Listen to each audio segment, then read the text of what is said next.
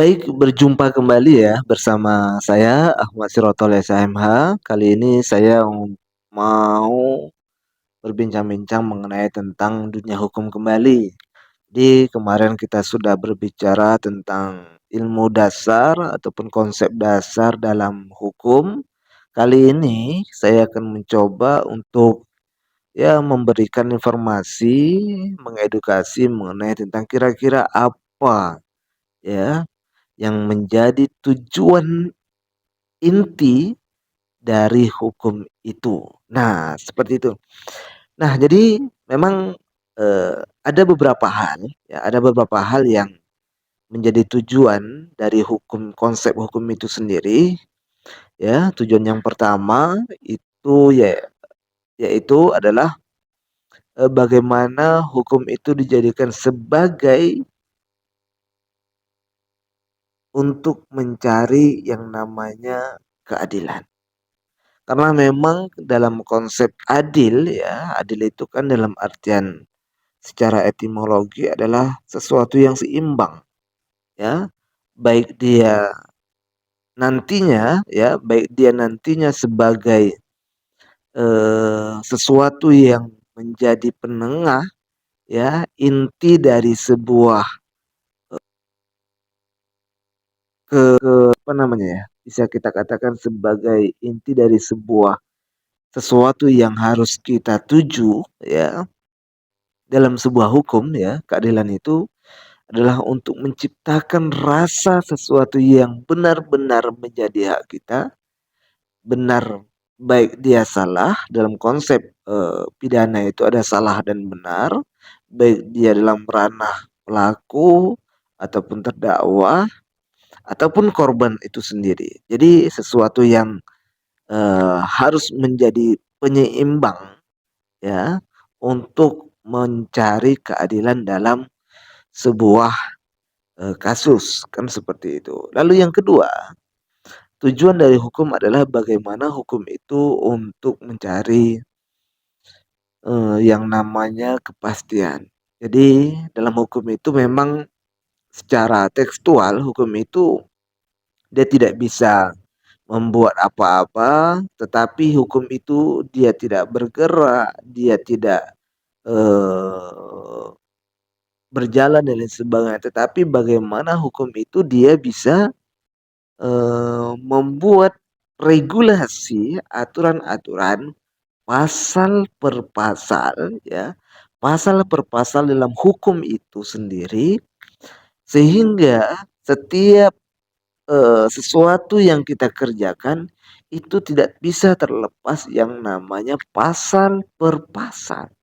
Inilah pasal-pasal ini yang menjadi rujukan betul tidak ketika suatu terjadi hal-hal yang tidak kita inginkan, misalnya kita terkena kasus narkoba dan lain sebagainya, kan tentu ada tiga hal ya, tiga hal kata kunci yang memang di sana itu harus mendapatkan yang namanya kepastian hukum ya.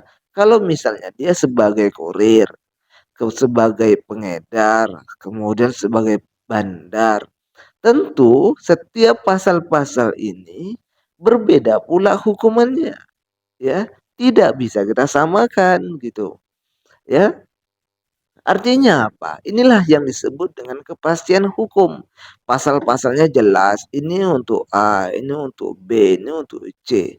Jadi ketika sesuatu ada perbuatannya, ya, ada kejadiannya, maka pasal-pasal inilah yang yang harus kita cari untuk menentukan mereka masuk ke dalam kategori apa, kasusnya seperti apa, hukumannya seperti apa, itulah yang disebut dengan kepastian hukum. Mereka melihat dari pasal per pasal yang ada. Nah, tadi keadilan, yang kedua ada namanya kepastian hukum.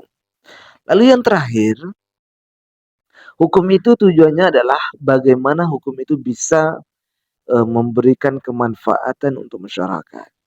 Karena memang tujuan dari hukum itu adalah bagaimana hukum itu hadir ya untuk mengkedepankan keadilan, mengkedepankan kepastian hukum, dan tentunya hukum itu tidak terlepas yang namanya kemanfaatan. manfaatan. Bermanfaat ndak kira-kira ketika dibuat suatu produk hukum, ketika dibuat sebuah regulasi, bermanfaat ndak untuk orang banyak hukum itu? Ya, regulasi yang dibuat itu bermanfaat tidak?